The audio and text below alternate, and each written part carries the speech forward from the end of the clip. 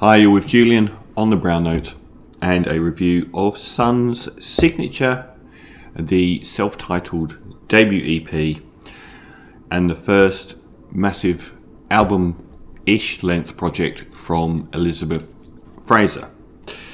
Elizabeth Fraser is, I think, the greatest British alternative singer of all time. A national treasure, the most expressive female British vocalist post Kate Bush, and a rare peer of hers alongside, say, Bjork or someone like that. She's most known for she's from Scotland, but she's most known for teaming up with Robin Guthrie on guitar, and I can't remember the other guy, but I think a few of the band members changed, but the main core of Robin Guthrie and Liz Fraser forming the Cocteau Twins in the early 1980s, which were a band important enough to coin an entire genre, the sister genre of the also still hugely popular and influential shoegaze, dream pop, which often merged, and they were, to dream pop what My Bloody Valentine were to shoegaze, even though it should have been what the House of Love were to shoegaze. She has a preternatural voice which became widely known in the UK around 1983 when the house band of a record label, 4AD, called This Mortal Coil, recorded a version of Tim Buckley's Song to the Siren, which was actually just the way that the This Mortal Coil worked is that anyone on the record label would record under that name. So it was basically just the Cocteau Twins, but that ethereal, shimmering piece of beauty, which I always thought was, for a studio song. And then I saw, it's a beautiful studio song, one of the most beautiful of all time, but there's no way of recreating that. And then I saw her on a TV show with Robin Guthrie, just with a slightly treated electric guitar and her and a microphone, do the whole song exactly the same as it is on the record. She is a phenomenal vocalist, and in the 90s, the Cocteau Twins came to an end after considerable success and acclaim, and she turns up every now and again on other people's records, most notably probably her vocal spot on Teardrops by Massive Attack, one of the great stand-in vocal performances of all time. She's got together with her current partner, both romantically and otherwise, Damon Reece, and they formed an outfit apparently quite a few years ago called Sun's Signature, and I think they turned up at a festival with a lot of the tracks on this 5-track album partially done, and I have to say it's one of the great EPs of all time for me. It is absolutely amazing. It's interesting that the opening track, Underwater, is the least great track on the album, when it is actually still would be a strong track on anyone else. It's a kind of sort of trip hop stomp in the manner of, I guess, Moon Safari a little bit. And it shows how they're going to make really good use of Elizabeth Fraser's vocals, multi-tracking them throughout this project to astonishing effect. And like I said, most of the tracks hover around the 6 or 7 minute mark, and on any other album, it's getting dark now, it would be amazing, and it is still really, really good. But everything that follows, the next 4 tracks, are just peerless. Golden Air, she's just a transcendent, shimmering beauty, arguably my track of the year so far. What age has done to her voice, I think she's in her 60s now. It's done nothing but improve it.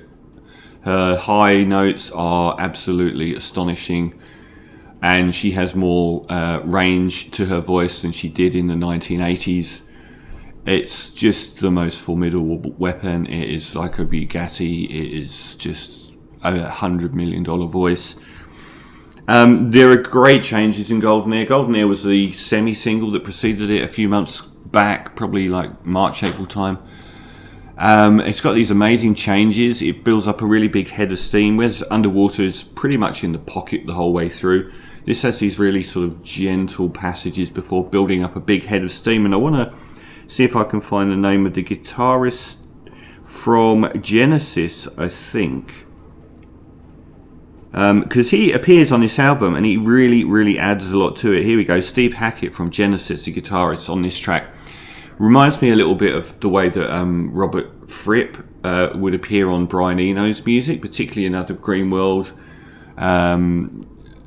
Just this noodling in the background, which adds a real texture to a number of the tracks on it. It's coruscating. It's the most, if that's even a word, it's the closest track on here to the Cocteau Twins themselves. It sounds like an updated Cocteau Twins. Blue Dust that follows, really beautiful, sort of deliberate, pensive vocal lead and rolling drums and swirling strings. It's got this real sort of wistful 60s vibe to it. Totally different atmosphere to the Golden Air, the previous track. And like everything on here, apart from the opener, one step aside of absolutely anything going on. They all sound quite individualistic and not really like anything else in music. And that track is, it's not quite as great as Golden Air, but it nearly is. But then it's followed by Apples, which might even be better. That is the longest track on the album. It starts with this sort of gentle psychedelic, at times almost Pink Floyd when they do their acoustic strums. Stunning melody. Fraser's voice hasn't been used better, I don't think. It's probably the most Kate Bush-like I've heard her as well. I mean, honestly, I say that Rosalia has the best female singing voice, the most attractive and the most acrobatic, and the way that she uses it. I think Elizabeth Fraser outdoes her, to be honest. It goes on for 7 minutes, and it's such a beautiful melody, but the final 2 minutes of, I guess, coda, even though it doesn't sound like a coda, chops the melody up a bit to probably the most beautiful melodic 2 minutes I've heard this year. Absolutely breathtaking. It's a short album, it's very well curated as an album. It's a long EP or a short album. It comes down with Make Lovely Today perfectly, which feels like, waking up after a dream. A 2 minute-ish acoustic lament in a sort of dream state, waking state. It's another beautiful melody and use of her voice. The most unadorned track on there. So it is just, I think, being underrated. It's got acclaim, but not enough for me. The big standout here is that the Cocteau Twins are famous for being like Sigur Rós, and you're not really understanding anything that's being sung. And her using, phonetic tones rather than actual words and stuff like that. Here the lyrics are really plain and direct. And what I love about this is I always saw, like, if you don't know who she is, Vashti Bunyan was a British folk artist in the early 1970s who made a stunning album. I think, was it 2 albums or 1 album? I think it was 1 album at the start of the 70s of this really homespun rural psychedelic folk music. And it wasn't a success, and she retreated into the hills of Scotland and had a family on a farm for 40 years. And then the 2000s came around, and all of this sort of freak folk wave, sort of like the Animal Collective sort of sphere of things, picked her up again and started championing this album. And she came back and made at least one other excellent album that sounded like it was made in 1973 instead of 40 years later. And she's in her 70s. And I think she might have done a 3rd album, I'm not sure. But I always thought the Cocteau Twins and Elizabeth Fraser's singing in particular had some connection with that sort of rural pastiche folk, and then filtered it through the Cocteau Twins dreamscapes. I kind of feel like this is almost filtering the Cocteau Twins dreamscapes back to Vashti Bunyan. It's a sort of much earthier sort of direct lyrics, bit like Kate Bush in the early 2000s did similar.